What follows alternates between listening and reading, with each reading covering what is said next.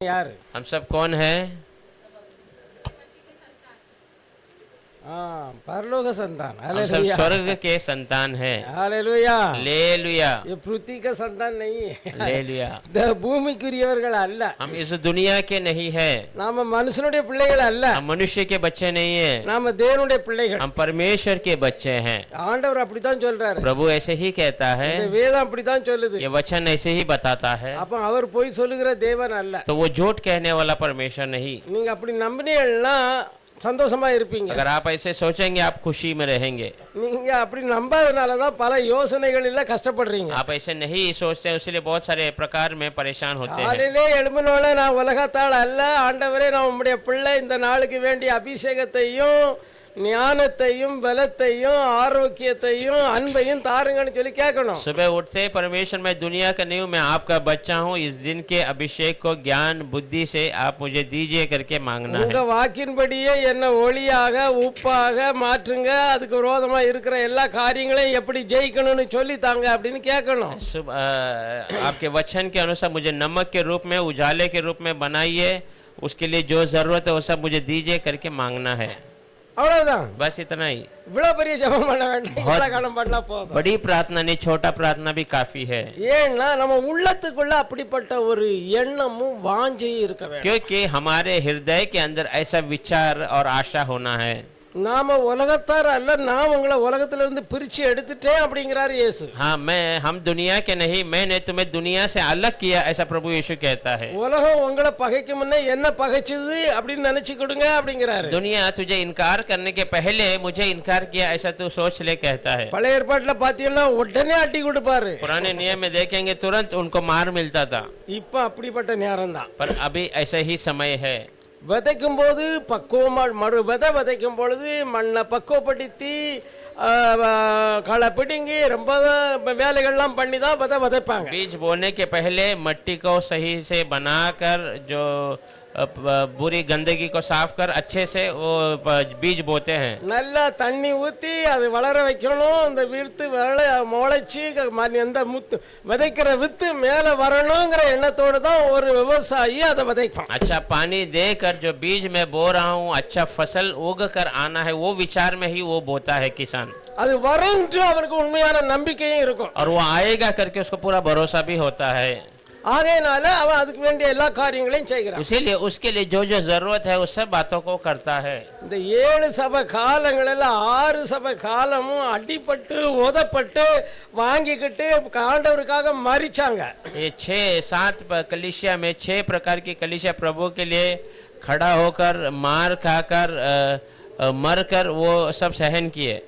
அவங்க தேவ அன்பினால நிரப்பப்பட்ட ஆண்டவரே எப்படியாவது ஜனங்களை காப்பாற்றணும், இந்த என்ன அவங்க துன்பப்படுத்தினதுக்கு இந்த தண்டனை அவருக்கு கூடாதிரும் அப்படின்னு சொல்லி சொன்னாங்க। वो मार खाकर भी प्रार्थना किए, प्रभु वो इनको वो दंड मत दीजिए करके वो हमारे लिए प्रार्थना भी किए। தேவான கல்லை தூக்கி எறிகிறாங்க, அப்ப முழங்கால் பண்ணிட்டு ஆண்டவரே இந்த பாவத்தை இவங்க மேல சுமத்தாதீங்க அப்படின்னு சொல்லி அவன் விண்ணப்பம் பண்ணுகிறான்। देवान पे ये पत्थर मार रहे थे तब वो घुटने में आकर प्रभु ये पाप का दोष इनके ऊपर मत लगाइए करके वो विनती उठाता है। ஆனா இப்போ அப்படி அல்ல, अब ऐसा समय नहीं है। இப்போ எல்லாம் வந்துட்டு மேல கீழே போட்ட விதை மேல வந்துட்டு अब जो இப்போ அறுக்க வேண்டிய சமயம் வந்துட்டு, अब बीज बोया हुआ अब फसल होकर ऊपर आ गया है, अब उसको काटने का समय आ गया है। கீழே போட்ட விதை மேல வந்துட்டுன்னா அதுக்கு தண்ணியும் கிடையாது, உரமும் கிடையாது, களையும் கிடையாது। नीचे जो बीज बोया गया वो ऊपर आ चुका है, तो अब उसको पानी भी बंद हो जाएगा और वो उसका खाद भी बंद हो जाएगा और उसका जो जंगली पेड़ उखाड़ना भी बंद हो जाता है।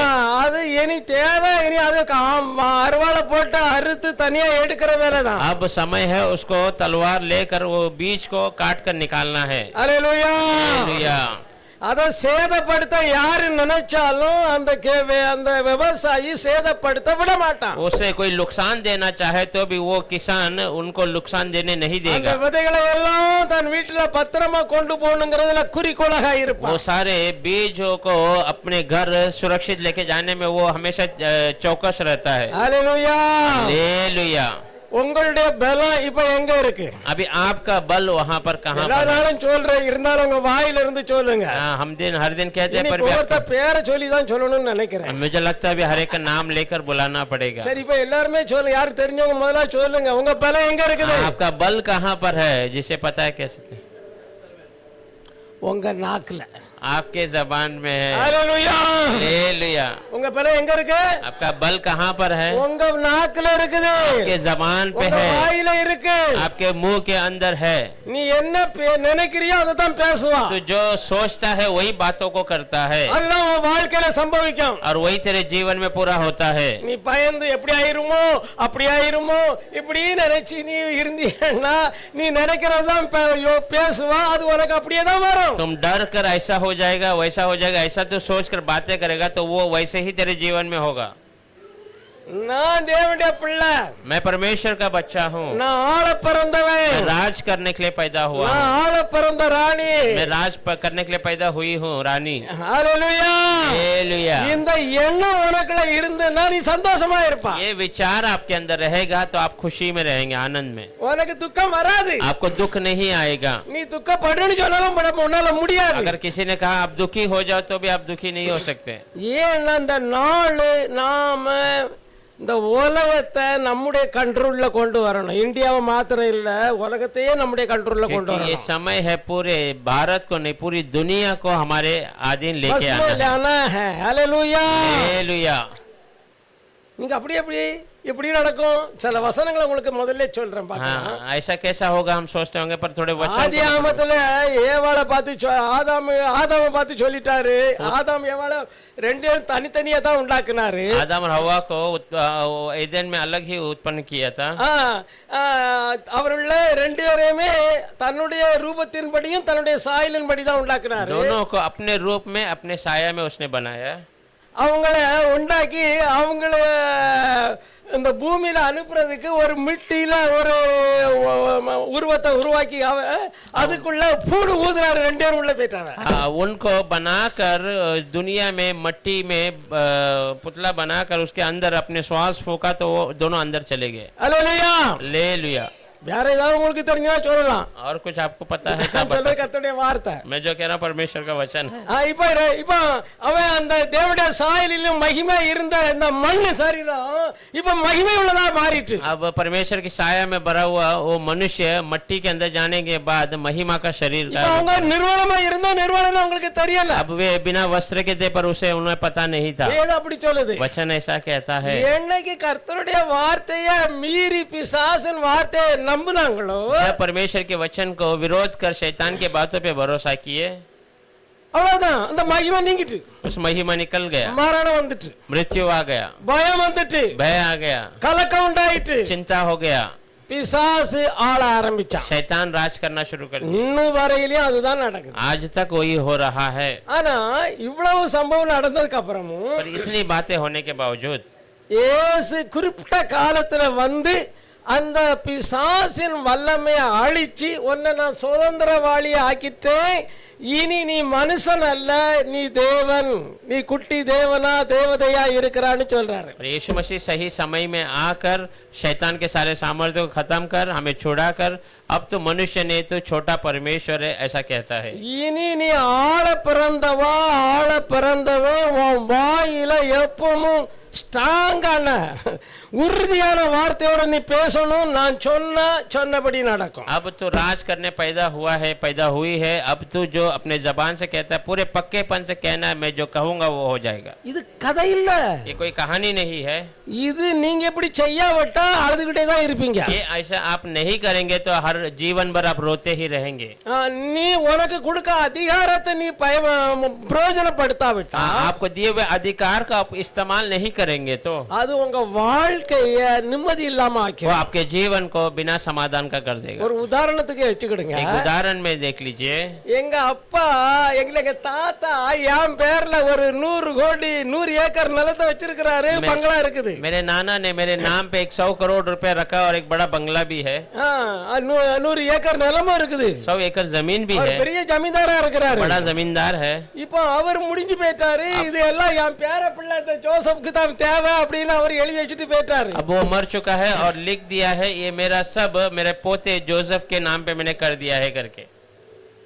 எது வரையிலையும் அது அங்க இப்ப அங்க நிறைய ஜனங்கள் எல்லாம் ஏன்னா திறந்த வெளி எல்லாரும் போய் வீடு கட்டி எல்லாரும் இருக்கிறாங்க. अब वो खुला जगह है, सब लोग अपने अपने बस्तियां बसाना शुरू कर दिए हैं. பாருங்க, எனக்கு சொந்தமான நிலத்துல இடத்துல देखिए मुझे जो मेरा वाला खुद का जमीन है, இப்ப அங்க எல்லா ஜனங்களும் போய் உலகம் பூரா உட்கார்ந்து இருக்குது. वहाँ पूरी दुनिया के लोग बैठे हुए हैं बांध काम कर. இப்ப நான் போய் போனா ஒருத்தரே தெரியாது, चल உள்ள இங்க வந்தியால கொன்றுறோம் அப்படிமாங்க. अब मैं जाकर उन्हें बोलूंगा आप निकलो तो वो मुझे धक्का मारकर निकाल देंगे, यहाँ आएगा तो मार देंगे करके. இப்ப அந்த உயிர் எனக்கு கிடைச்சிட்டு अब मुझे वो वसीयत मिल गया है. இப்ப அதை எடுத்துட்டு போய் நான் நேரா போய் என்ன செய்யணும், சட்டப்படி அதை போராடி அது எனக்கு வேணும், எனக்கு உரியது, அவங்கள காலி பண்ணிதா அப்படின்னு கேட்கணும். हालेलुया. कानूनी रीति से जाकर वो मेरा जमीन है मुझे चाहिए, उन्हें खाली कीजिए करके कहना है. ஹல்லேலூயா. हालेलुया. அது போல தான் वैसे ही அதுக்கப்புறம் அது ஜமீன் இப்ப ஏறாயிருது. उसके बाद वो क्या हो जाता है, இவ்வளவு நாள் தரித்திரனா இருந்தான்னா इतना दिन गरीबी में पड़ा था मैं, எனக்குள்ளத நான் அறிஞ்சு கொண்ட உடனே मेरा है जब मैं उसे जान लेता हूँ, எனக்கு வச்சிருக்கிற அளவிட முடியாத அந்த ஐஸ்வர்யத்தை நான் புரிஞ்சு கொண்ட உடனே मेरे लिए रखा हुआ वो अनगिनत धन को मैं जानते ही நான் பெரிய ஆளாயிட்டேன், मैं बड़ा व्यक्ति बन जाता हूँ. ஹல்லேலூயா. हालेलुया. இப்ப எல்லாரும் என்ன இப்ப மழக ஆரம்பிப்பாங்க. अब सारे लोग मेरा नमन करना शुरू कर देते हैं. நிலத்துல இருக்கிறவங்க ஐயா என்ன துரத்துறாங்க ஐயா, கொஞ்ச நாள் இருக்கிற ஐயா அப்படின்னு அவங்க அப்படி வருவாங்க. हाँ, मेरे जमीन पर रहने वाले नमस्कार मुझे थोड़ा दिन रहने दीजिए करके ऐसे नम्रता में आ जाएंगे. ஹல்லேலூயா. हालेलुया. தேவன் சொன்னாரு பூமியை கீழ்ப்படுத்தி ஆண்டு கொள்ளுங்கன்னு சொன்னாரு. அதை இவன் பிசாசு அவங்கள இருந்து பிடிங்க அவன் ஆண்டுகிட்டு இருந்தான். प्रभु ने कहा दुनिया को नीचे कर, उसके ऊपर राज करने पर शैतान उसको गिरा कर उस पे राज कर रहा था. இவன் உலகத்தை அவன் ஆண்டுகிட்டு இருந்தான். दुनिया पे वो राज कर रहा था. இப்ப அவன் கையில இருந்து இயேசு தன்னுடைய மரணத்தினால அவனுக்கு இருக்கிற எல்லா வல்லமையும் பிடுங்கி ஆதாம் இழந்த அத்தனையும் மீட்டு மகனே மகளே என்னை விசுவாசிக்கிற நீ கவலைப்படாத அப்படிங்கிறார். अब उससे परमेश्वर अपने मृत्यु के द्वारा उससे सारा अधिकार छीन कर हमें देकर है मेरे बेटे बेटी तो चिंता मत करके कहता है. பிசாசு சொல்றான், शैतान कहता है உன்னை பற்றி எனக்கு தெரியாத, நீ பாதியில இருந்தே நீ பாவி, हाँ, तेरे बारे में मुझे नहीं पता है कि तू तो शुरुआत से पापी है. நீ பிறகு நீ என்ன பெரிய பரிசுத்தவாட்டி மாதிரி பரிசுத்தவான மாதிரி பேசிக்கிட்டு तो இருக்கிற. क्या फिर बड़ा पवित्रता के जैसा बात कर रहा है. அவன் என்ன சொல்றான், நான் உங்களுக்கு என்ன அதெல்லாம் காலி பண்ண முடியாது. वो कहता है ये सब मैं तुम्हें खाली नहीं कर सकता हूँ. வியாதி அவனுடைய சொத்து, हाँ, बीमारी उसका वसीयत है. கவலை பிசாசனுடைய சொத்து, चिंता चिंता उसका धन है, பல் பல் उसका फल है. அடுத்தாக்கல தரித்திரியம் அவனுடைய பழம், गरीबी भी उसका फल है. அந்த கனிகளை எல்லாம் நாம சாப்பிடுறதுனால நான் கஷ்டப்பட்டு தான் ஆகணும், இப்படித்தான் இருக்கணும் அப்படின்னு நீ நினைச்சேன்னா நீ நினைச்சபடித்தான் உனக்கு கஷ்டம் படணும், நீ வியாதியோட தான் மறிக்கணும். उसके फल को हम खाकर हम कहते हैं ऐसे ही रहना पड़ेगा, दुनिया में ऐसे ही जीना पड़ेगा, ऐसा आप सोचेंगे तो आप कष्ट में ऐसे ही जीना पड़ेगा. என்ன சொன்னேன், இப்போ அதிகாரம் நம்முடைய வல்லமை எங்க இருக்குது, इसलिए मैं क्या कह रहा हूँ, अधिकार और सामर्थ्य अभी कहाँ पर है, வாயில வச்சிருக்கிறாரு, हमारे जबान के अंदर रख दिया है. உலகத்தையே ஆள வேண்டியது दुनिया पे राज करना है. தேவன் உலகத்தை எப்படி படைச்சார், परमेश्वर ने दुनिया को कैसा बनाया, வெளிச்சம் உண்டாக கடவுதுனாரு வெளிச்சம் உண்டாயிற்று, उजाला हो जाए ऐसे कहा तो हो गया, எல்லாம் உண்டாக கடவுதுனாரு அப்படியே ஆயிற்று. सब हो जाए कहा तो ऐसे ही हो गया. இப்போ நாம என்ன நினைக்கிறோம், अभी हम क्या सोचते हैं, நான் சொன்னா எப்படி ஆகும், मैं कहूंगा तो कैसा होगा.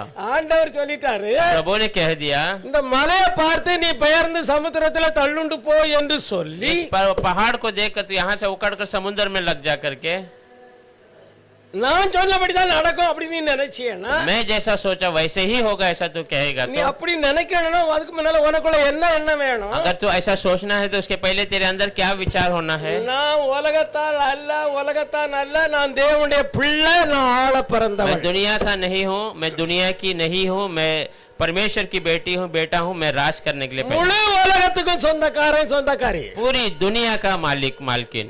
அல்லேலூயா. हालेलुया। ஒருவேளை உங்களுக்கு சொப்பனமா தெரியலாம், அதுதான் உண்மை. आपको सपने के रूप में लगता होगा पर यही सच्चाई है। நீ இதை என்னைக்கு புரிஞ்சு கொள்ளுறியோ जिस दिन आप इसे समझ जाएंगे அன்னைக்கு தான் உனக்கு தைரியம் வரும், பயம் உன்னை விட்டு நீங்கும். तब आपको धैर्य मिलेगा और भय तुमसे निकल जाएगा। நீ தாராளமா பேசுவா. आप बिंदास बात करेंगे। ஏ சைத்தான் நிக்கல், ए शैतान को निकल, வழிய விடு, रास्ता दे, அவளை விட்டு வெளியே வா, उससे बाहर निकल, அவ்வளவுதான் சொல்லணும். उतना ही आपको ஏன்னா कहना। உன் வாயில தேவனுடைய அத்தனை வல்லமையும் நமக்குள்ள क्योंकि தந்திருக்கிறார். तेरे जबान में परमेश्वर ने वो सारा सामर्थ्य दे दिया है। அவர் சொல்லிட்டாரு, நீ விசுவாசித்தானே இப்படி நடக்கும் उसने அப்படிங்கிட்டாரு. कह दिया तो विश्वास करेगा तो ऐसा हो जाएगा। அவர் சொன்னாரு, அவரு அந்த வல்லமையையும் அந்த பலத்தையும் நம்ம வாயில வைக்காமல அவர் சொன்னாரு. उसने कहा तो क्या हमारे उस सामर्थ्य को उसके யோசிங்க. हमारी जबान पे नहीं दिया, ऐसा कहा क्या? सोच कर देखिए, அவர் தந்துட்டு தான் சொல்றாரு. वो हमें दे कर ही कहता है। நீ சாப்பாடு கொடுக்காம சாப்பிடுன்னு ஒரு ஆளை நீ எப்படி சொல்லுவா? आप बिना भोजन दिए किसी को कैसे कहेंगे खाओ करके? சாப்பாடை கொடுத்துட்டு தான் சாப்பிடுங்க அப்படின்னு சொல்லுவா. भोजन को उनके सामने रखेंगे और कहेंगे आप खाइए। ஆண்டவர் சகல அவருக்குள்ள இருந்த அத்தனை வல்லமையையும் நமக்குள்ள வச்சிட்டாரு. परमेश्वर के पास जो सामर्थ्य सब कुछ उसने हमारे अंदर रख दिया है। அது எங்க வெளியே தெரியல. वो बाहर दिखाई नहीं दे रहा ஏன்னா நாம ஆவியின் உலகத்துக்குள்ள வந்துட்டோம். क्योंकि हम आत्मिक जीवन में दुनिया में आ चुके हैं। இனி இந்த பூமி எல்லாம் ஆளுறது எப்படிங்கிற யோசனையில வாழணும். अब दुनिया पर राज करने का विचार कैसा, वो विचार में हमें जीना है। ஏன்னா நீங்க அது வரலையும் வராது வரையிலும் ஆண்டவர் வந்துருவாரு நினைக்கிறது முட்டாள்தனமான காரியம். आप तब तक नहीं आया और प्रभु आ जाएगा ऐसा सोचने वाला वो जो है मूर्ख है। ஏன்னா உனக்குள்ள அந்த எண்ணமே வரலன்னு நீ என்னைக்கு எடுத்துக்கொள்ளப்படுவா? क्योंकि तेरे अंदर वो विचार ही नहीं आया तो कैसा तो उठा लिया जाएगा। சோர்ந்து போகாம ஜெபம் பண்ணுங்கன்னு ஆண்டவர் சொன்னாரு. बिना निराश हुए प्रार्थना करते रहो ऐसा प्रभु ने कहा। நிரந்தரம் இல்லையா? நிராச சோர்ந்து போகாம ஜெபம் பண்ணுன்னு சொன்னாரு. निराश न होते हुए प्रार्थना करो ऐसा कहा। ஆனா அவர் சொல்றாரு, कहता है ஆகிலும் फिर भी மனுஷகுமாரன் வரும் காலத்துல मनुष्य का पुत्र आने के समय இயேசு में, கிறிஸ்து திரும்பி வரும் பொழுது यीशु मसीह फिर से आते समय में விசுவாசத்தை காண்பாரோ? विश्वास को देख सकता है क्या? விசுவாசம் विश्वास அது தேவனாயிருக்கிறது. वो परमेश्वर है। தேவனால கூடாத காரியம் ஒன்றும் இல்ல. प्रभु से कोई बात नहीं है जो असंभव है। परमेश्वर से नहीं होना ऐसा असंभव का बात कुछ भी नहीं है. ऐसा ही विश्वास से नहीं होता ऐसा असंभव बात भी कुछ नहीं. Hallelujah, hallelujah. விசுவாசத்தால கூடாத காரியம் ஒண்ணுமே இல்ல. विश्वास से कोई बात ऐसा नहीं जो नहीं होगा। Hallelujah, hallelujah. சரி, இன்னைக்கு படிச்ச வசனத்திலேயே வாசிக்கலாம். हमने जो पढ़ा ரோமர் 4 அதிகாரம் रोमियो का किताब 4 अध्याय 15-16 வாசிங்க. 15 और 16 पढ़ेंगे।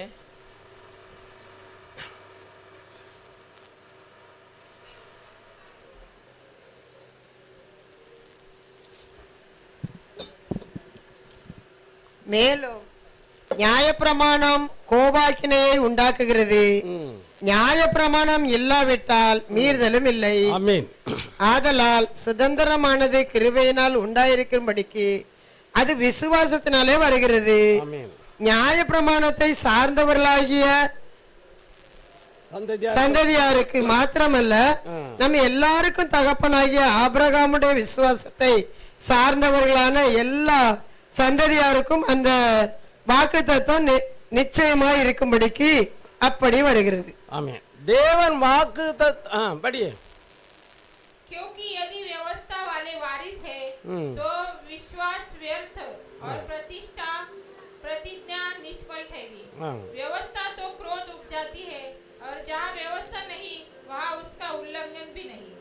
इसी कारण प्रतिज्ञा विश्वास पर आधारित है कि अनुग्रह की रीति पर हो कि वह उसके सब वंशज के लिए दृढ़ हो, न कि केवल उसके लिए जो व्यवस्था वाला है वरन उनके लिए भी जो अब्राहम के समान विश्वास वाले हैं।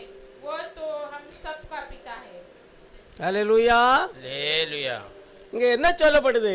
यहाँ पर क्या कहा जाता है? 15 வாசிக்கிறோம். 15 में हम पढ़ते हैं। இல்ல 14 வாசிக்கிறோம். 14 में हम पढ़ते हैं। நியாயப்பிரமாணத்தை சார்ந்தவர்கள் சுதந்திரவாளிகள் ஆனால் விசுவாசம் வீணா போயிடும். जो व्यवस्था वाले स्वतंत्र बन गए तो विश्वास जो है व्यर्थ हो जाएगा। அப்போ நியாயபரமான இல்லாவிட்டா மீறுதலே இல்ல, व्यवस्था नहीं है तो जो है குணம் नहीं, गुनाह नहीं है, பாவமே இல்ல. पाप नहीं है।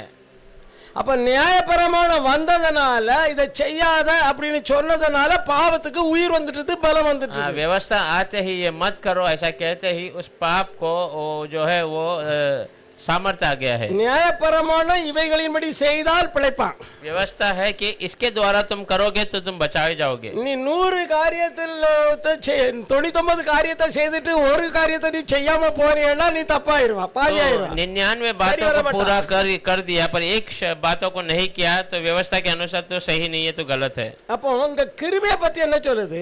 यहाँ अनुग्रह के बारे में क्या இப்போ बताता இந்த है? நியாயபரமானம் ஒவ்வொரு மனுஷனையும் ஆண்டு கொண்டு अब இருக்குது. ये व्यवस्था हर एक मनुष्य के ऊपर राज कर रहा है। நல்லா அறிஞ்சுக்கிடுங்க. இயேசு சொன்னாரு, இயேசுகிட்ட இருந்து ஒரு கேட்குறான், ஆண்டவர் கூப்பிடுறாரு, நீ அப்பா என்னை பின்பற்றி வா, ஊழியம் செய், என்னோட பின்னால வந்து ஊழியம் செய்ய அப்படிங்கிறாரு. हाँ, यीशु मसीह एक व्यक्ति को बुलाता कहता तो मेरे पीछे आ, मेरे साथ सेवकाई कर। அப்ப அவன் சொல்றான், ஆண்டவரே இன்னைக்கு தான் எங்க அப்பா இறந்துட்டாங்க, हाँ, तब वो कहता प्रभु आज मेरा पिता गुजर चुका है, நான் கொண்டு போய் அடக்கம் பண்ணிட்டு வாரேன் मैं அப்படிங்கிறான். जाता हूँ, दफनाता हूँ, फिर तुरंत आ जाता हूँ। அவர் சொல்றாரு, செத்தவங்க அடக்கம் मैंने பண்ணட்டும். कहा मरे हुए को दफनाने दे। அல்லேலூயா. ले लिया। அப்போ நல்லா புரிந்து கொள்ளுங்க, अच्छे से समझ लीजिए, இந்த உயிரோட இருக்கிற மனுஷனுக்கும் செத்தவனுக்கும் எந்த வித்தியாசம் இல்ல. हाँ, जीवित मनुष्य और मरे हुए मनुष्य में कोई अंतर नहीं है। ஆண்டவர் அப்படி சொல்றாரு. प्रभु ऐसा कहता है ஏன்னா இவனுக்குள்ளேயும் ஜீவன் இருக்குது, क्योंकि इसके अंदर जीवन है, பேசுறான், நினைக்கிறோம், நம்ம எல்லாம் செய்கிறோம். बातें कर रहा है, सोच रहा है, सब हम जो कर रहे हैं वो भी कर रहा है।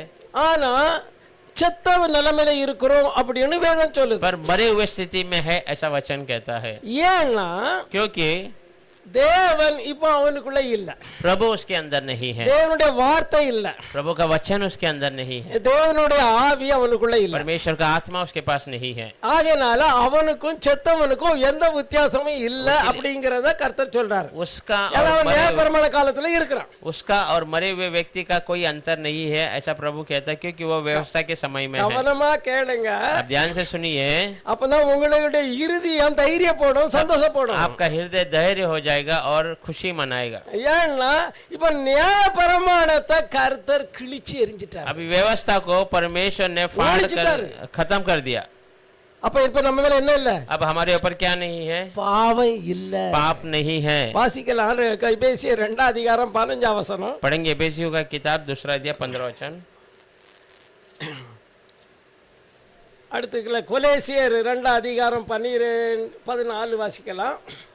சட்டதிட்டங்களாகிய நியாயப்பிரமாணத்தை தம்முடைய மாம்சத்தினாலே ஒழித்து, பாருங்க, சட்ட திட்டங்களாகிய நியாயப்பிரமாணத்தை தம்முடைய மாம்சத்தினாலே ஒழிச்சாரு.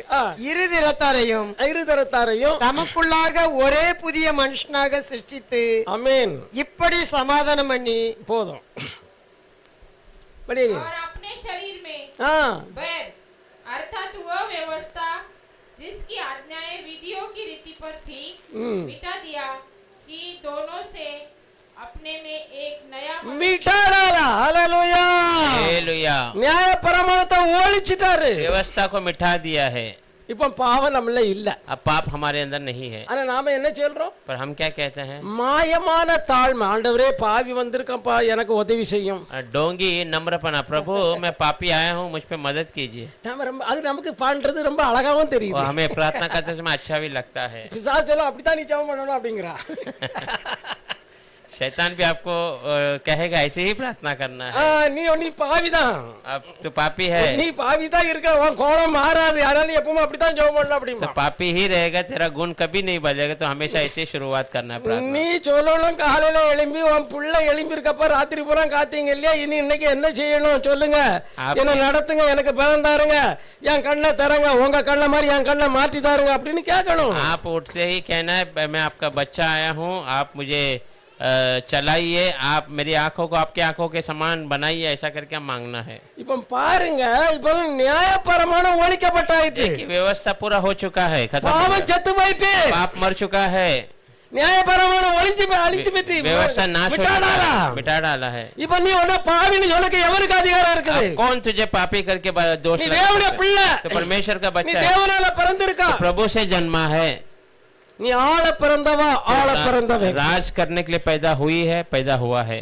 எத்தனை இடங்கள்ல சொல்லிருக்கிறாரு? कितने जगह पर प्रभु ने कहा है, கர்த்தருக்கு காத்திருக்கிறவர்களோ பூமியை சுதந்திரித்து கொள்வதற்கு கர்த்தர் அவர்களை உயர்த்துவார். परमेश्वर पे इंतजार करने वाले दुनिया पे स्वतंत्र करने के लिए प्रभु ने ऊंचा करेगा। தேவன் தம்முடைய சிருஷ்டிகள் எல்லாவற்றின் மேலும் மனுஷனுக்கு ஆளுகை கொடுத்துட்டார். परमेश्वर अपने सृष्टि सब के ऊपर मनुष्य को राज करने दे दिया। நான் மனுஷனா பிறந்தேன், मैं मनुष्य में पैदा हुआ, நான் பாவியா பிறந்தேன். पापी पैदा हुआ था, ஆனா ஆண்டவரோ என்ன பரிசுத்தவானாய் பரிசுத்தவாட்டியாய் அவருடைய ரத்தத்தினால கழுவி புது பரப்பை மறுபரப்பை உண்டாக்கி தந்திருக்கிறார். परमेश्वर मुझे पवित्रता में जो है फिर से एक नया जन्म देकर मुझे बना दिया, पैदा कर இது दिया। புரியுது? कितने लोग को ये समझ में आ रहा है?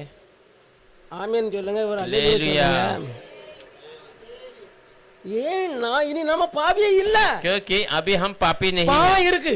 पाप है, ஏன் அந்த பாவ சரீரத்துல இருக்கிறது? क्योंकि जब तक हमें पाप शरीर में है तब तक। ஆனா அதை நம்ம விரும்ப மாட்டோம், ஆனாலும் எங்கேயாவது விழ தட்டும். पर वो हम उसे चाहते नहीं, इसलिए हमें कहीं तो गिराने का प्रयास करता है, விழ தள்ளிரும். गिरा देता है। அப்ப சொல்லுவோம், பாத்தியா நீ சரியில்லை, तब वो कहेगा ठीक है, देखा मैंने कहा तो सही नहीं है। நீ அப்ப அதை பண்ணிட்ட இதை பண்ண குற்ற மனசாட்சியை உண்டாக்கும்படி அவன் இந்த காரியங்களை செய்வான். ये किया वो क्या करके हमारे मन को दोष लगाने के लिए वो ऐसे कार्य को करता है। நீ உடனே ஆமா ஆண்டவரே நான் என்னப்பா செய்யறது, நான் விரும்பல ஆனாலும் போய் செய்துட்டேனே, தப்புல விழுந்துட்டேனே तो அப்படின்னு. आप क्या कहेंगे, हाँ प्रभु मैं क्या करूं, मैं चाहता नहीं हूँ फिर भी मैं जाकर गिर गया हूँ। நான் சண்டை போடக்கூடாதுன்னு நினைச்சேன், சண்டை போட்டேனே. मैं झगड़ा नहीं करना चाहता था, झगड़ा हो गया।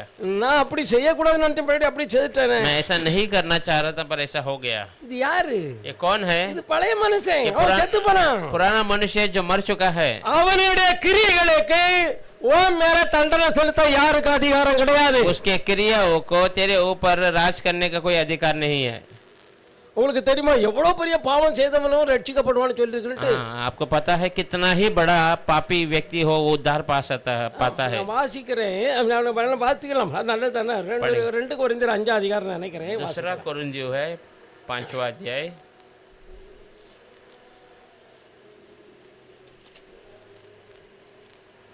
இல்ல 1 கொரிந்தியர்ல தான் இருக்கு. पहला कोरिन्थियों 7 எடுக்கிறேன். 7वां अध्याय 5 அதிகாரம் 1 கொரிந்தியர் 5 அதிகாரம் पहला कोरिन्थियर का किताब 5वां अध्याय 1ஆம் வசனம், पहला वचन, அடுத்தது 5ஆம் வசனம். उसके बाद 5वां वचन। உங்களுக்குள்ள விபச்சாரம் உண்டென்று பிரசித்தமாய் சொல்லப்படுகிறது. உங்களுக்குள்ள விபச்சாரம் நடக்குது, விபச்சாரம் பண்றீங்கன்னு ரட்சிக்கப்பட்ட உங்களுக்குள்ள நடக்குது, இந்த குணங்கள் இருக்குது அப்படின்னு பிரசித்தமா சொல்லப்படுது. ஒருவன் தன் தகப்பனுடைய மனைவியை வைத்துக் கொண்டிருக்கிறானே. அஞ்ஞானிகளுக்குள்ளும் சொல்லப்படாத அசுத்தம். தாப்பனுடைய மனைவிய தாப்பனுக்கு ஏன்னா அந்த காலத்துல 2 மனைவி 3 மனைவி வச்சிருப்பாங்க, அதனால அவன் தாப்பனுடைய மனைவிய வச்சுக்கிட்டு இருக்கிறான். அது அஞ்ஞானிகளுக்குள்ளும் சொல்லப்படாத விபச்சாரமாய் இருக்கிறது. தேவனை அறியாத ஜனங்கள் கூட அப்படி செய்யறதில்ல, அப்படிப்பட்ட விபச்சாரம் அவங்க செய்யறாங்க. அப்படிப்பட்டவனுடைய ஆவி, அப்படிப்பட்டவனுடைய ஆவி கர்த்தராகிய இயேசு கிறிஸ்துவின் நாளிலே, கர்த்தராகிய இயேசு கிறிஸ்துவின் நாளிலே ரட்சிக்கப்படும்படி மாம்சத்தில் அழிவுக்காக நம்முடைய கர்த்தராகிய இயேசு கிறிஸ்துவின் நாமத்தினாலே அவனை சாத்தானுக்கு ஒப்பு கொடுக்க வேண்டும். पहला और 5वां பாருங்க, देखिए எவ்வளவு பெரிய காரியம். निकाल के पढ़ो। पहला कोरिन्थियर 5वां अध्याय पहला वचन और 5वां वचन। यहाँ तक सुनने में आता है कि तुम में व्यभिचार होता है, तुम्हारा में व्यभिचार होता है, वरन ऐसा व्यभिचार ऐसा गंदगी व्यभिचार है जो अन्य जातियों में भी नहीं होता कि अन्य जाति भी इतना गंदगी नहीं करता है। एक मनुष्य अपने पिता की पत्नी को रखता है। एक मनुष्य अपना पिता का पत्नी की रखा, क्योंकि पहला जमाना में पिता के कितना पत्नी रहता है, 2, अभी भी मुसलमान में रहता है, 2-2 3-3 औरत रखता है। शरीर के विनाश के लिए, उनका शरीर का विनाश के लिए शैतान को सौंपा जाए, उनको शैतान का हाथ में छोड़ दो, उनसे कोई बात में मिला मत, मरने दे, ताकि उसकी आत्मा प्रभु यीशु के दिन में उद्धार पाए। प्रभु के यीशु के दिन में उद्धार पाएगा। हालेलुया। हालेलुया। இந்த காரியத்தை சொன்னதுனால விபச்சாரம் பண்ணலாம், அது அவ்வளவு பெரிய விபச்சாரம் இல்லை, இந்த பாவம் செய்யலாம் அப்படின்னு நினைக்காதீங்க, தண்டனை மாட்டிக்கிடுவீங்க। ये बातों को करने से मैं गलत कार्य व्यभिचार कर सकता हूँ, उतना बड़ा दंड नहीं, ऐसा मत सोचिए, आप फंस जाएंगे। பிசாசு ஏமாத்தி கொண்டு போய் வாழ்நாளெல்லாம் நிம்மதி இல்லாம ஆக்கிடுவான்। शैतान आपको फंसा कर लेके जाएगा, पूरा जीवन भर बिना समाधान का कर देगा। பாருங்க, விபச்சாரம் பண்ணுகிறவன் தன்னுடைய சொந்த சரீரத்துக்கே விரோதமாட்ட விபச்சாரம் व्यभिचार करने वाला अपने खुद के शरीर को खराब कर रहा है। அல்லேலூயா। हालेलुया। நான் ஏன் இதை சொல்ல வரேன், அப்ப நியாயப்பிரமாண இல்ல, मैं ये क्यों कहना, क्योंकि व्यवस्था नहीं है। இப்ப நாம பரிசுத்தவான்கள் பரிசுத்தவாட்டிகள்। अभी हम पवित्रता में है। पवित्र எங்க? कहाँ पर? நமக்குள்ள அது எங்க இருக்குது? हमारे अंदर वो कहाँ पर है? ஆவியில।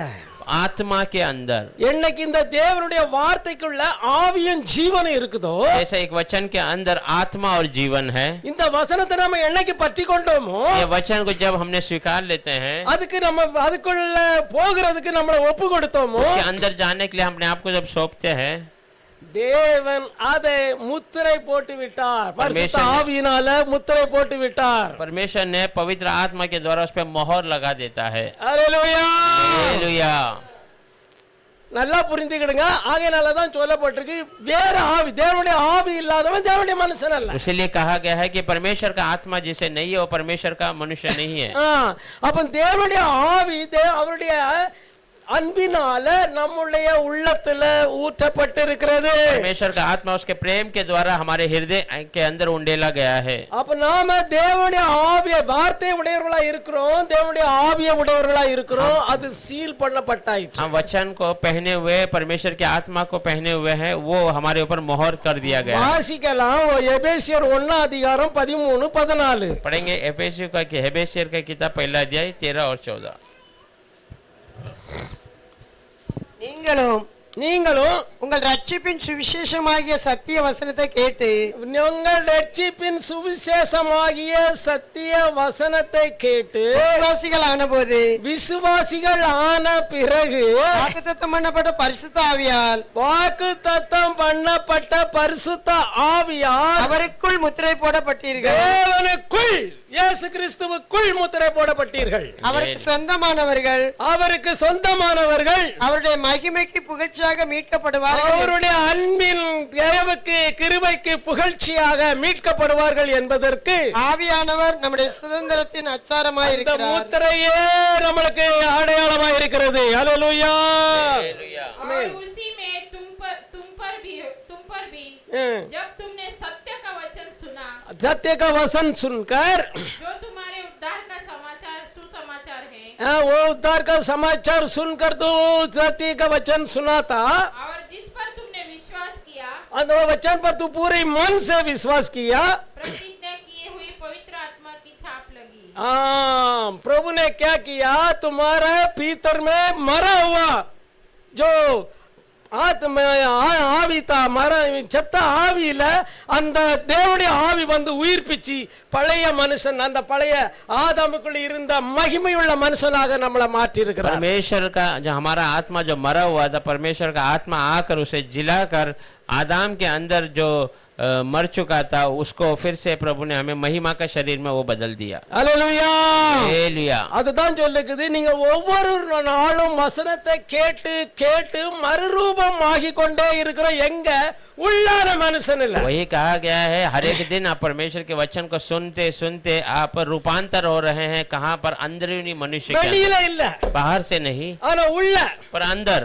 அதான் இயேசு சொல்லுகிறாரு, यीशु मसीह कहता है, ஆவினால பிறந்தவன ஒருவனும் அறிய முடியாது। आत्मिक ओर से जो जन्मा हुआ है उसे कोई नाश नहीं कर सकता। ஏன்னா அவனுடைய ரகசியம், அவனுடைய எண்ணம் இந்த வார்த்தையோட தேவனோட இணைக்கப்பட்டு விட்டது। क्योंकि उसका रहस्य, उसका जो विचार है, ये वचन के अंदर, प्रभु के अंदर वो बना हुआ है। அவன் இந்த உலக காரியத்தை பெருசா என்றதே இல்ல. वो इस दुनिया की बातों को बड़ा गिनता ही नहीं है। அல்லேலூயா.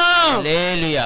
ரொம்ப முக்கியமான காரியத்தை இன்னைக்கு கேட்டிருக்கிறோம். बहुत अहम बातों को आज हमने सुना है। பாருங்க, நியாயபரமான அழிக்கப்பட்டாயிற்று, இனி நாம் பாவி அல்ல. இயேசுவை ஏற்றுக்கொண்டவர்கள் அத்தனை பேரும் தேவனுடைய பிள்ளைகள். व्यवस्था नाश हो चुका है, अभी हम पापी नहीं, यीशु को स्वीकारने वाले जितने लोग हैं वो सब परमेश्वर के बच्चे हैं। இப்போ நம்ம அப்பா அவ்வளவு சொத்தையும் ஆசீர்வாதத்தையும் பூமியை பூரா நம்ம பேர்ல எழுதி வச்சுட்டாரு. अब हमारे पिता ने दुनिया के सारी धन संपत्ति आशीषों को हमारे नाम पर लिख दिया है। பூமிக்குள்ள இருக்கிற வெள்ளியும் பொன்னும் தங்கத்தையும் நம்ம பேர்ல அவர் எழுதி इस दुनिया வச்சுட்டாரு. के सोना चांदी बहुमूल्य बातें को सबको हमारे लिए लिख दिया है। ஆனால் அதை எடுக்கிறதுக்கு நமக்கு என்ன வேணும்? पर उसको निकालने के लिए हमें क्या चाहिए? அதை அனுபவிக்கிறதுக்கு நமக்கு என்ன வேணும்? उसको अनुभव करने के लिए हमें क्या चाहिए? விசுவாசம் வேணும், பொறுமை வேணும். विश्वास चाहिए और धीरज चाहिए। முதலாவது புரிந்து கொள்ளணும். पहला समझना है, அப்ப இதெல்லாம் எனக்கு தோன்றும், सब मेरा है करके, எனக்கு இது வேணுப்பான்னு சொல்லிட்டேன்னா அமைதியா இருப்பா. हाँ मुझे चाहिए करके कहकर शांतता से रहेंगे। அதுதான் யாக்கோபு ரொம்ப அருமையா எழுதுறாரு 2ஆம் வசனத்துல 1ஆம் அதிகாரம். बहुत अच्छा से लिखता है पहला अध्याय दूसरा वचन में। நாம் வேகமா எடுத்து படிக்கணும். शीघ्र हो पढ़ना है। ஒரே ஆள் தான் படிக்கணும்னு நினைச்சிட்டு இருக்க கூடாது. யாக்கோபு 1:2. याकूब पहला अध्याय दूसरा वचन, जो निकाले जल्दी पढ़ना है।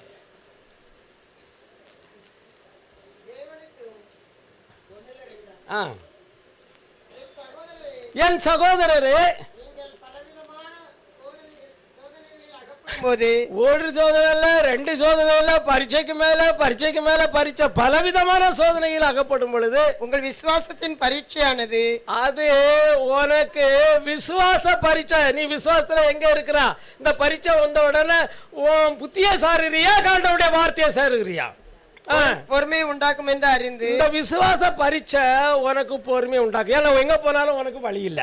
அதை மிகுந்த சந்தோஷமாக எண்ணுங்கள். அத மிகுந்த சந்தோஷமா எண்ணி, குறைஞ்ச சந்தோஷமா எண்ணாத, மிகுந்த சந்தோஷமா எண்ணுங்கிறாரு. நாம சோதனைக்கு மேல சோதனை, பாஸ்டர் ஐயா ஜெபம் பண்ணுங்க, ஐயா ஜெபம் பண்ணுங்க, நான் என்ன செய்யறது அப்படிங்கிறோம். हालेलुया। चलो हे मेरे भाइयों, आमीन। तब तुम नाना प्रकार की परीक्षाओं में पढ़ो, ए मेरा भाइयों, तू नाना प्रकार का परीक्षा में पड़ा तू, तो इसको पूरे आनंद की बात समझो। ये बड़े आनंद की बात समझो। यह जानकर कि तुम्हारे विश्वास ये जान लो कि हमारे विश्वास की परीक्षा होता है। परखे जाने से धीरज उत्पन्न ये परीक्षा में ये नाना प्रकार की सतावट में हम आनंदित रहते क्या? हमारा पापा देखता चल, ऐसा बोल के हम इंदास रहता है क्या करके देखता प्रभु। हालेलुया। हालेलुया। हम क्या करता है? परीक्षा देखने से पापा आप फास्टर को फोन करो, सिस्टर प्रार्थना करो। क्या तुम्हारा प्रार्थना प्रभु नहीं सुनता क्या? क्या ये समय अंतिम समय, वो समय था अलग है, बीज बोने का समय था, ये समय कांपने का समय। तू अधिकार पाया है, तू पृथ्वी का हम अपना वापस में लेना है। हालेलुया। हालेलुया। हालेलुया। நாம அதிகாரம் செலுத்தி ஆள வேண்டியவங்க இன்னும் பிசாசு உரிமை பாராட்டிக்கிட்டு இருக்கிறான். போய் தான் அவன் ஆகணும். हम अधिकार लेकर चलाना है, पर अभी भी शैतान वो हक जता रहा। हम उसे कहना तो जा, तो वो जाना ही है। हालेलुया। हालेलुया। எழுப்போம், ஜெபம் பண்ணுவோம். हम और प्रार्थना करेंगे, எல்லாரும் எழுந்து நிற்போம். सब खड़े हो जाएंगे। எவ்வளவு பெரிய பாக்கியத்தை கர்த்தர் தந்திருக்கிறாரு. कितना बड़ा सौभाग्य को प्रभु ने हमें दिया எவ்வளவு है। பெரிய ரட்சிப்பு. कितना बड़ा उद्धार है। நம்மள உலகத்தான் இல்ல, हम दुनिया के नहीं எந்த हैं। பாவமும் என்ன நரகத்துக்குள்ள கொண்டு போக முடியாது. कोई भी पाप मुझे नरक में लेके नहीं जा सकता। எந்த व्यवस्थाவும் நமக்கு விரோதமா கிடையாது. कोई भी व्यवस्था हमारे विरोध नहीं है। இயேசு அவ்வளவு சிலுவையில நாம் பட வேண்டிய அத்தனை அவர் பட்டு यीशु முடிச்சிட்டாரு. मसीह क्रूस पर मैं जो उठाने वाली सारी बातों को उसने उठा दिया है। எவ்வளவு பெரிய பாக்கியசாலி. कितना बड़ा सौभाग्यशाली है। இயேசுவை நம்புற பிள்ளைகள் எவ்வளவு यीशु ஆசீர்வதிக்கப்பட்டவர்கள். पे भरोसा करने वाले कितने आशीषित நாம लोग। எவ்வளவு हम ஆசீர்வதிக்கப்பட்டவர்கள். कितने आशीषित किए हुए लोग हैं। எந்த பிரச்சனை வரட்டு கவலையே படக்கூடாது. कोई भी परेशानी हो आप चिंता नहीं करना है। எங்க அப்பா நடத்துறதெல்லாம் நன்மைக்கு தான். मेरे पिताजी जो चला रहे हैं सब भलाई के लिए। என் வாழ்க்கையில நடக்கிறதெல்லாம் நன்மைக்கு தான். मेरे जीवन में जो भी हो रहा है सब भलाई के लिए। எங்க அப்பா எனக்கு தீமையா செய்கிறது இல்ல. मेरे पिता मुझे कभी बुराई नहीं करते हैं। பொல்லாதவனாகிய நீ உன் பிள்ளைக்கு நல்லதை கொடுக்கணும்னு அறிஞ்சிருக்கும் பொழுது बुरा होकर तू अपने बच्चों को भलाई देना जानता है तो சர்வத்தையும் உருவாக்க உருவாக்குன தேவாதி தேவன், பரிசுத்தமுள்ள தேவன், வாக்கு மாறாத தேவன், அவர் சொன்னதை எப்படி நமக்கு செய்யாமல் இருப்பார்? நாம் கேட்டதை எப்படி தராமல் இருப்பார்? सारी सृष्टि को रचने वाला सामर्थ्य परमेश्वर उसका बच्चे को वो जो चाहेगा तो वो क्यों नहीं देगा? அவருடைய பிள்ளைகளுக்கு எப்படி சாப்பாடு கொடுக்காம இருப்பார்? उसके बच्चों को कैसा भोजन दिए बिना அவங்க रहेगा? கேட்டதை எப்படி இல்லன்னு சொல்லுவார்? वो कैसा वो नहीं दे है तो नहीं है करके அதனால कैसे தான் कहता ஆண்டவர் சொல்றார், என் நாமத்தை சொல்லி நீ எதை கேட்டாலும் है? பெற்றுக்கொள்வாய். इसीलिए कहता मेरे नाम से तो जो भी मांगेगा पालेगा। அல்லேலூயா. हालेलुया। பெரிய பாக்கியம், बड़ा सौभाग्य है। எவ்வளவு பெரிய பாக்கியம். कितना बड़ा இதுக்கு सौभाग्य। நாம ஒண்ணுமே கொடுக்கல. इसके लिए हमने कुछ मोल नहीं दिया है। ஆண்டவருக்கு நாம ஒரு குறையமும் செலுத்தல. परमेश्वर के लिए हमने कुछ भी नहीं दिया है। நம்மளே நாம கொடுத்தாலும் அந்த ரட்சிப்புக்கு ஈடாகாது. हम अपने आप को देंगे तो भी उस उद्धार का मोल नहीं हो सकता है। ஹalleluya. हालेलुया। பரிசுத்தமுள்ள தேவனே உம்மை ஸ்தோத்திரம். पवित्र परमेश्वर आपको धन्यवाद करते हैं। இப்பொழுது நின்று கொண்டு இருக்கிற உங்கள யாருக்கு எங்க வேதனைக்கோ அங்க கையை வைங்க, இப்பொழுதே அது நீங்கி போகும். अभी आप जहाँ पर खड़े हैं, जिसको जहाँ पर तकलीफ है वहाँ पर अपने हाथों को रखिए, अब भी वो जो है चंगा हो जाए। ஏன்னா ஆண்டவர் சொல்லி இருக்கிறார், क्योंकि प्रभु कहता है நீ எதை சொல்றியோ அதுதான் நடக்கும். तू जो कहेगा वही होगा। ஆகையால நீங்க அத எப்படி இல்ல கையை வச்சிருக்கீங்களா? கர்த்தருக்கு ஸ்தோத்திரம். हाथ को रखा है प्रभु को எங்க வலி இருக்குது அங்க கையை வைங்க. जहाँ पर दर्द है वहाँ पर हाथों को இப்ப रखिए, கையை எடுத்துருங்க. हाथों को निकाल दीजिए। இயேசுவின் நாமத்தினால வேதனை நீங்கிட்டது. यीशु मसीह के नाम से सारी तकलीफ दूर हो चुकी है। ஹalleluya. हालेलुया। ஏன்னா நாம சொல்ல வேண்டியது உங்களுடைய விசுவாசத்தோட பேசு. क्योंकि हम केवल विश्वास से बातें करना है, தேவன் அதை செய்வார். प्रभु उसे पूरा कर देगा।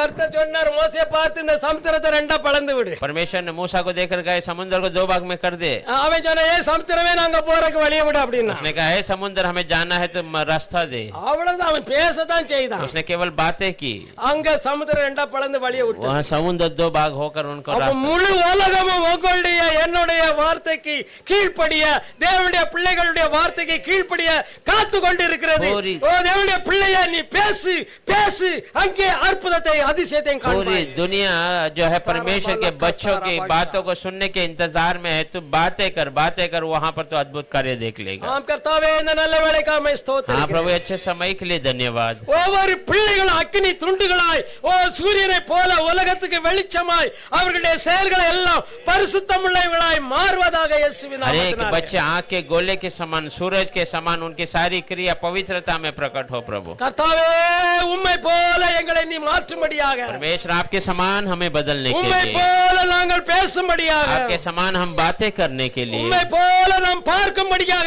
யோசிக்கும்படியாக. आपके समान हम देखने के लिए நான் विचार करने। உலகத்தான் அல்ல, நான் உலகத்தால் அல்ல, உலகத்தை ஆள பிறந்தவன் என்று எண்ணிக்கொண்டு ஜீவிக்க ஒவ்வொரு பிள்ளைகளுடைய விசுவாச கண்கள் பிரகாசிப்பதாக இயேசுவின் मैं நாமத்தினாலே. दुनिया का नहीं, मैं दुनिया पे राज करने पैदा हुई हूँ करके हर एक का विश्वास की आंखें खुलने के लिए हम प्रार्थना करते हैं। இயேசு நம்முடைய நாமத்தில் கேட்கிறேன். प्रभु यीशु आपके पवित्र नाम से मांगते हैं।